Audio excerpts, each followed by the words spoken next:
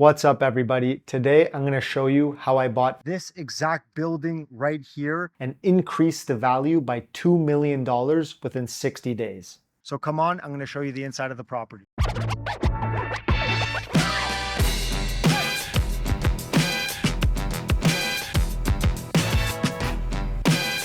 All right, come on in. Let me give you a tour of the property. So now I'm going to take you through the property. Here we have the reception area and office along the front of the property. This office portion is about 5,000 to 10,000 square feet, and then the rest, the other 30 to 35,000 square feet, is all warehouse. So before I show you the office portion of the property, I'm going to take you through to the warehouse. Get a little sneak peek of the boys scanning the property. They're doing 3D scanning. We'll introduce you to them after, and then we'll keep going into the warehouse portion of the property. So this is the beautiful warehouse. I'll take you through it a little bit. There's a truck level loading dock. You have a bunch of subdividing walls. Here, come on, I'll take you through. We have subdividing walls that divide every, let's say, 5,000 or so square feet. This tenant, it's vacant right now and it looks a bit like shit, but we leased this to a tenant and they're moving in about a month or two. And so we have a bunch of work to do before they come in. They specifically want these dividing walls here because they're doing more manufacturing and production.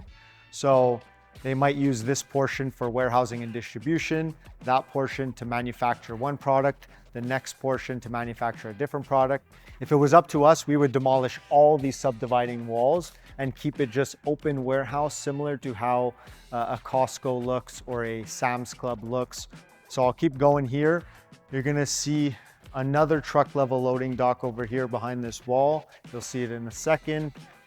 Here we have another, let's say, 3,000 to 5,000 square feet of warehouse. Then we'll cut through to this section here.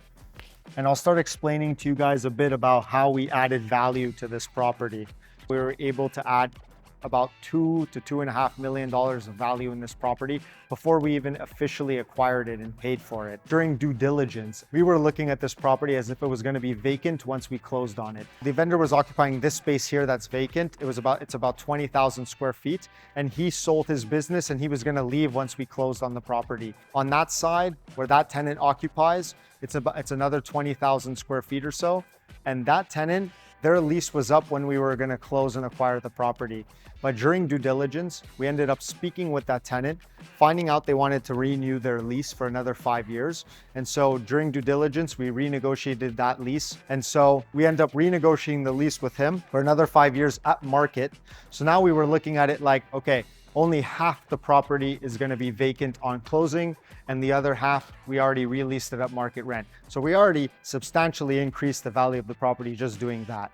Then once we waived conditions, the vendor moved out of his space, which is this space. We put this space up for rent, and immediately we got a tenant to lease the space for $15 net, which is fantastic. So we substantially increased the value of the property. After that, the whole building was filled without any downtime between the closing of the property and holding it vacant and having to pay the mortgage regardless of no income coming in. We just got really lucky in that regard. And so by the time we closed, this thing was worth, over $2 million more than we had even paid for it. So it couldn't have been more of a slam dunk in that regard. And now we just have a bit more work to do. You could see they already came by and started the work. We're fixing this wall between the two tenants. This is going to be redone completely because it's just not up to standards of the fire department. We'll probably be repainting this, cleaning it up. We'll clean up the concrete, everything like that. What makes this property so valuable? So this property has truck level loading docks across the whole back of the building, which is amazing. We don't need to add any. And ideally, when you're buying an industrial building, you want one truck level loading dock per 10,000 square feet. That's pretty great. If you have one truck level loading dock per 7,500 square feet of building, that's fantastic. We have one truck level loading dock per 5,000 square feet of building. That is an absolute home run. We're so happy about that. Another thing that we love about this building is the ceiling heights.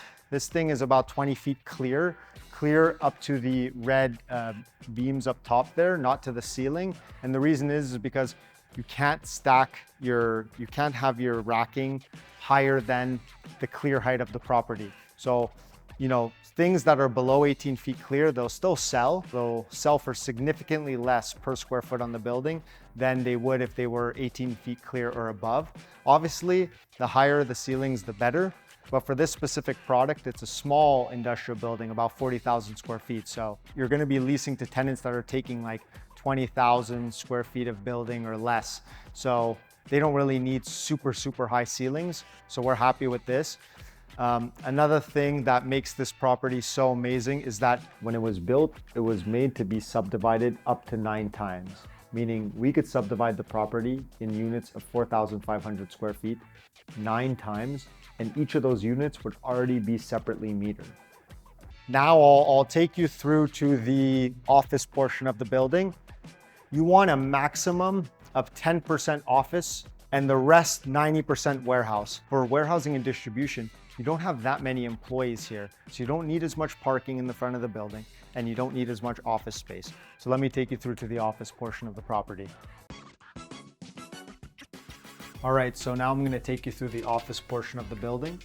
Over here, we just have a couple offices, nothing special, some burnt out lights and stuff.